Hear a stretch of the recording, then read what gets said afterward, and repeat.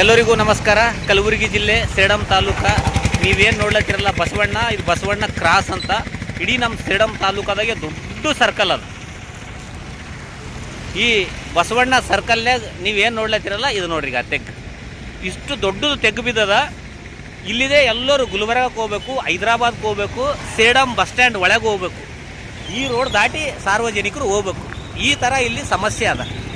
ಅಕಸ್ಮಾತ್ ಗೊತ್ತಿರ್ಲಾರ್ದವ್ರು, ಟೂ ವೀಲರ್ದವರು, ಸೈಕಲ್ದವರು, ಕಾರಿನವರು ಬಂದ್ರಪ್ಪ ಅಂದರು ಈ ಕಲ್ಲಿಗೆ ಗುದ್ದುತ್ತಾರ, ಇಲ್ಲಪ್ಪ ಅಂದ್ರೆ ಈ ಜಂಪಿನಾಗ ಬಿದ್ದು ಆಕ್ಸಿಡೆಂಟ್ ಆಗ್ತದ, ಕೈ ಕಾಲು ಉರಿತಾವ, ಇಲ್ಲ ಪ್ರಾಣನೂ ಹೋಗ್ತದೆ. ಈ ಥರ ಪರಿಸ್ಥಿತಿ ನಮ್ಮ ಸೇಡಂ ತಾಲೂಕದ ಹೃದಯ ಭಾಗ ಬಸವಣ್ಣ ಸರ್ಕಲ್ನಾಗ ಅದ. ಇಲ್ಲಿ ನೋಡಿ, ಪಾದಚಾರಿಗಳಿಗಾಗಲಿ ಹೋಗೋರಿಗೆ ಬರೋರಿಗೆ ಎಷ್ಟು ತೊಂದರೆ ಆಗ್ಲತ್ತದ.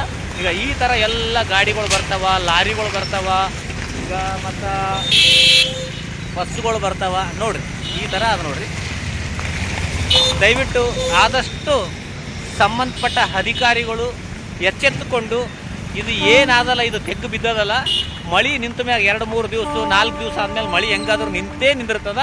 ನಿಂತ ಮ್ಯಾಗ ಇದಕ್ಕೆ ಫಸ್ಟ್ ಕ್ಲಾಸ್ ಡಾಂಬರೀಕರಣ ಮಾಡಿ ಒಳ್ಳೆಯ ವ್ಯವಸ್ಥೆ ಸಾರ್ವಜನಿಕರಿಗೆ ಮಾಡಿಕೊಡಬೇಕು ಅಂತ ನನ್ನ ಕಳಕಳಿಯ ಮನವಿ.